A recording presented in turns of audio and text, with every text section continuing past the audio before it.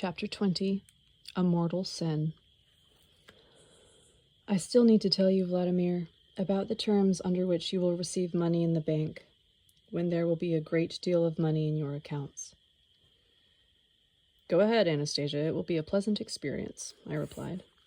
However, I was devastated by what I heard. Judge for yourselves. Here is what she set forth. In order to withdraw the money from your bank account, you must meet the following conditions. First of all, for 3 days before receiving it, you must not drink anything alcoholic. When you arrive at the bank, the manager must verify with the help of the devices you have your compliance with this condition in the presence of not less than 2 witnesses. If this first condition is met, you may then proceed to carry out the second. You must do no less than nine deep knee bends in front of the bank manager and the 2 witnesses present. When the significance, or rather the absurdity, of her words finally sunk in, I jumped up, and she stood up as well. I couldn't believe my ears and countered. First they're going to check my alcohol content, and then I am to do at least 9 deep knee bends like this. Is that it? Yes, responded Anastasia. And for each knee bend, they will be able to release from your account no more than 1 million of your rubles at their present worth. I was overwhelmed by a sense of rage, anger, and annoyance. What did you say that for? Well, what for? I was feeling so good. I believed you. I started thinking that you were right about a lot of things, and there was logic to your arguments, but now I am absolutely convinced that you're schizophrenic, that you're a stupid hick and a mad woman. This latest thing that you said has wiped out everything else. It's completely devoid of any sense or logic. And that's not just my opinion. Any sane person would agree with me. Don't tell me you still want me to write out these conditions in your book? Yes. Well, now you've really gone mad. Do you mean to tell me you were planning to write out instructions to the banks or publish this order? No. They will read it in the book, and they will act accordingly with you. Otherwise, they can expect to go bankrupt. Oh my God. And I've been listening to this creature for 3 days already. Don't tell me you would like the bank manager to do knee bends with me, too, in the presence of witnesses? It would be good for him, as it will be good for you. But to them I have not set such strict conditions as I have for you. So you're only doing this for my benefit. Do you have the slightest idea what a mockery you made of me? See what the love of a crazy recluse can spill over into. Only it won't work. Not a single bank will ever agree to serve me under those conditions, no matter how much you have visualized such a situation. In your dreams, eh? Well, you can stand here and do all the deep knee bends you want, you nincompoop. The banks will agree, and whether you know it or not, will open accounts for you. Granted, only those banks which are willing to operate ethically, and people will trust them and come to them, Anastasia went on, not budging an inch from her position. I found myself becoming increasingly irritated and angry. Angry with myself or angry at Anastasia. Come on now. Think how long I've been listening to her, trying to understand what she was saying, and here she's turned out to be simply half crazy. I started laying into her, using, to put it mildly, some pretty coarse language.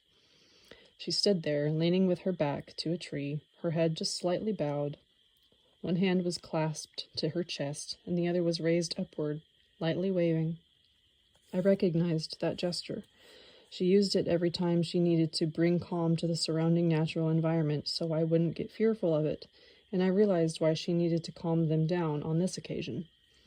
Every insulting or coarse word directed at Anastasia felt like a whip cracking against her flesh, making her whole body tremble. I fell silent. I sat down on the grass, turned away from Anastasia, deciding I'd better calm down myself and head back to the riverbank and not talk with her anymore at all. But when I heard her voice call out behind me, I was amazed that it didn't have the slightest hint of resentment or rebuke. You know, Vladimir, everything bad that happens to man is brought on by man himself, whenever he disobeys the laws of spiritual being and breaks his connection with nature. The forces of darkness try to distract their attention with the instant attraction of your technocratic way of life, to make them forget the simple truths and commandments set forth way back in the Bible. And they all too often succeed. One of the mortal sins of man is pride. Most people are subject to it, this sin. I shall not at the moment go into all the terrible disastrous effects it produces. After you return home and try to make sense of it, you will understand, either on your own or through the help of enlightened individuals who come to see you. For now I shall just say this: the forces of darkness, which are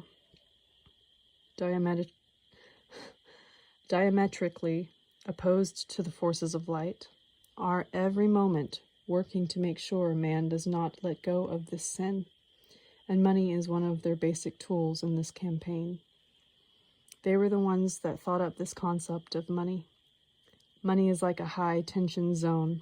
The forces of darkness are proud of this invention. They even think themselves stronger than the forces of light for having come up with money, and for being able to use money to distract people from their true purpose. This great confrontation has lasted for millennia, and man is at its center. But I do not want you to be enslaved by this sin. I realize that mere explanations are not enough to settle this question, because in spite of thousands of years of explanations, mankind has not understood nor discovered the means of counteracting this sin.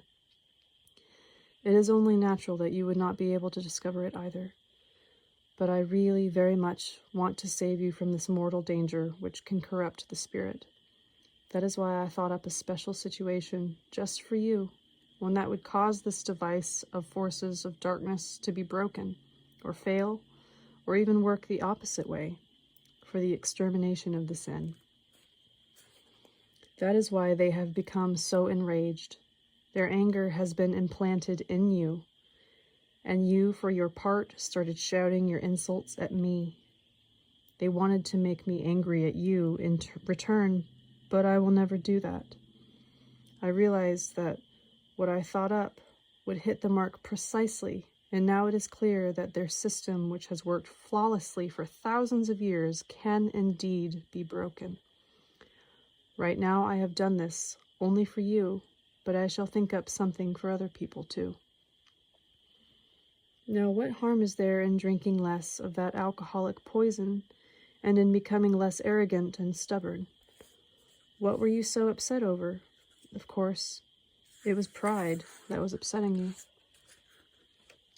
She fell silent, and I thought, improbable as it is, her brain, or something else besides, may have put into this cosmic, utterly abnormal situation of doing deep knee bends in a bank such a deep meaningfulness that there really could be some logic in it. I'd better think about this a little more calmly. All my anger at Anastasia passed, and, in its place, arose a feeling of uneasy guilt. However, instead of apologizing on the spot, I simply turned to her with a desire for reconciliation. Anastasia, it turned out, felt my inner state. She at once gave a joyful shudder all over and began talking at top speed.